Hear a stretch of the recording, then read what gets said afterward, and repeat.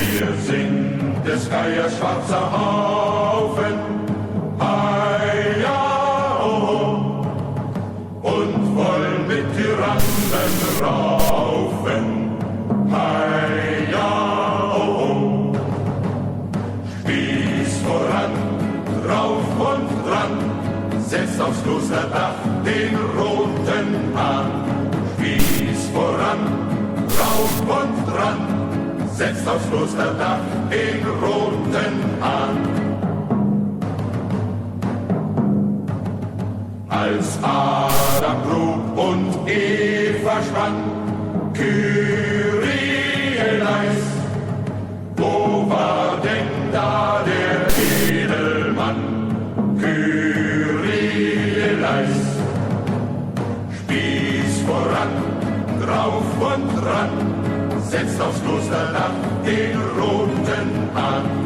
Spieß voran, drauf und dran, setzt aufs Klosterdach den roten Hahn.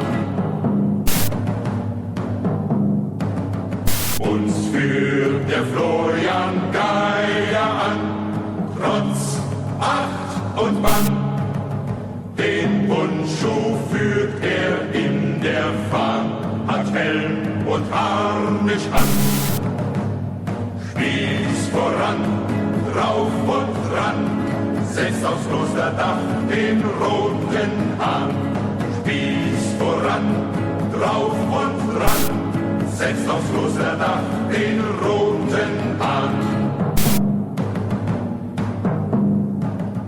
Bei Weinsberg setzt es Brand und Stank, heia, oh, gar mancher über die Klinke sprang, heia, oh, Spieß voran, drauf und dran, setzt aufs Klosterdach den roten Hahn.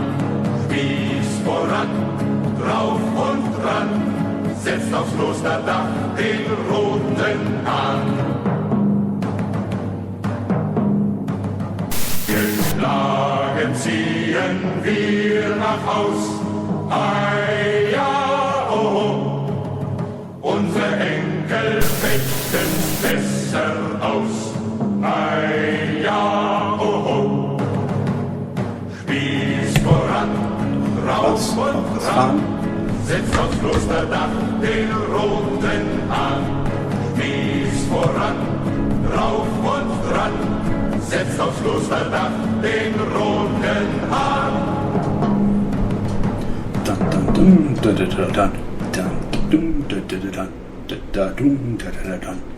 Welcome, guys. This is the Apocalypse Show. I have not done a show in quite some time.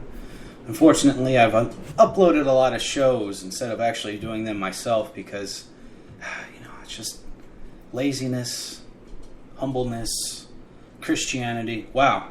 So much crap has happened since I've last done a show. Gay marriage, Confederate flag hatred, all this stuff. It's bizarre, and I don't know. It's.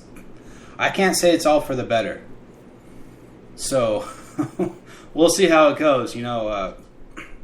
Although personally, I'm opposed to all this gay marriage stuff, but for the rights, I guess if you're an American, you kind of have to go for rights for those people.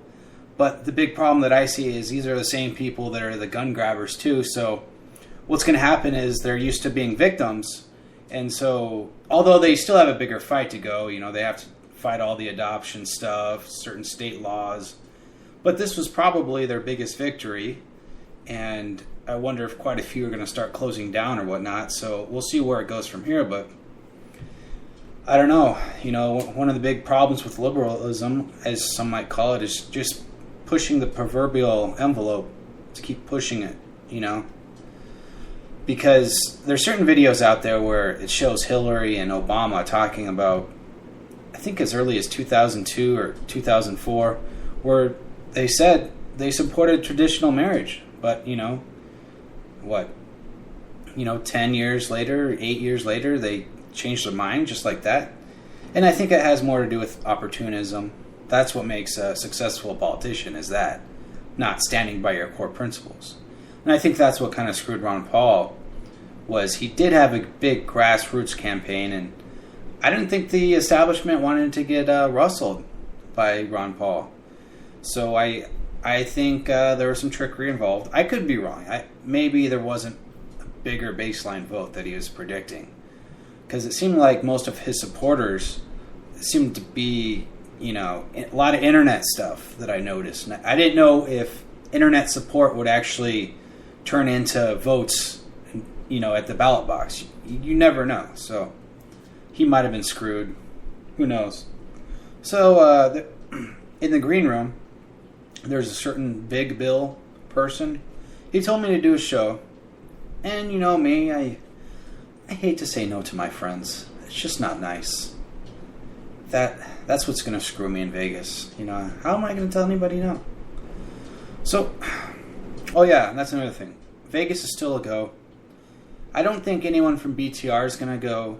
I just had that feeling because I've made this prediction quite a few times. I think it's mostly going to be the homegrown people from here that, really don't have like a lot of enemies or stuff like that. I invited, look, as much as you may hate me right now, and I think there's probably a good handful of people that really hate me right now, so if not more. But I'm not the type of person that's going to get all weird and try to fuck them over in real life. Hey, when I said this Vegas thing's going on, I mean everybody. And I just hope that it doesn't get as ridiculous at Vegas, like all the catty shit, as it does sometimes get on here. I think the real life stuff, it gets a little different because you can't really type and troll and manipulate and exploit quite as well. Whereas, you can in person, but it's a different level, so it should be kind of funny to see what happens.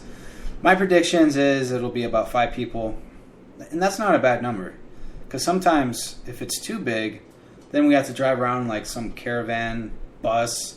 Because here's the thing, is Barco, the goal is to get him really drunk, and he buys everyone booze, and he brings us all to the buffet. Because every time I've been to Vegas, well, not every time, but most of the times, probably 5 times I've been there, that I just do the buffet twice a day. So go to the buffet, and the buffets aren't great. You're in Vegas, everything's expensive when it comes to food there. So just load up on your veggies,